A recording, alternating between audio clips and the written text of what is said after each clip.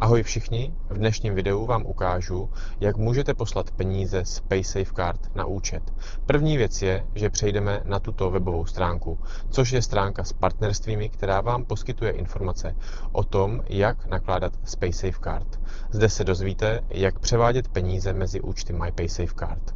Prvním krokem je, že se budete muset přihlásit ke svému účtu MyPaySafeCard. Otevřete webovou stránku, napíšete svůj PIN a kliknete na Vstoupit. Pokud máte aplikaci PaySafeCard apuestas.com, dodatečné zabezpečení v podobě biometrického ověření vás zachrání před jakoukoliv neopatrností. Poté přejdete přímo do hlavní nabídky a v sekci účtu vyhledáte funkci převodu. Na levém postranním panelu uvidíte sekci Správa a tam kliknete na Poslat peníze. Pokud je tlačítko šedé, znamená to, že váš zůstatek nedosahuje minimální částky potřebné k provedení převodu. Kliknete na něj a rozhraní otevře okno pro bezproblémový přesun prostředků. Poté máme druhý krok, kterým je zadání údajů příjemce. Jakmile najdete možnost převodu, napíšete e-mailovou adresu nebo referenční číslo příjemce. Tady se boří mýtus o určité složitosti, protože stačí údaje skopírovat a vložit, čímž se vyhnete jakékoliv pravopisné chybě. Pokud příjemce účet nemá, systém ho vytvoří okamžitě jako mávnutím kouzelného proutku a nastaví se tak, aby čekal na potvrzení pro odeslání peněz. Čtvrtým krokem je potvrzení a ověření informací.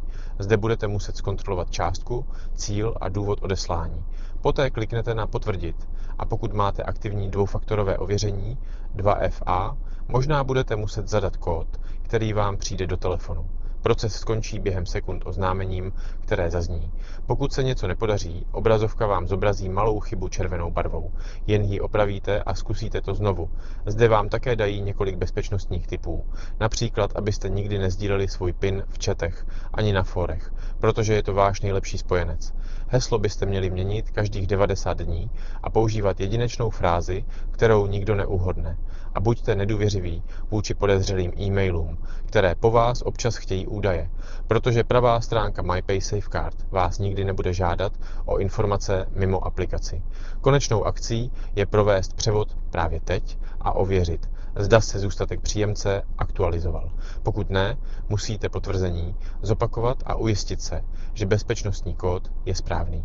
A to je, moji milí, celý postup, jak rychle převést peníze na účet nebo poslat peníze na účet PaySafeCard. Pokud se vám toto video líbilo a bylo pro vás užitečné, budu si číst vaše komentáře.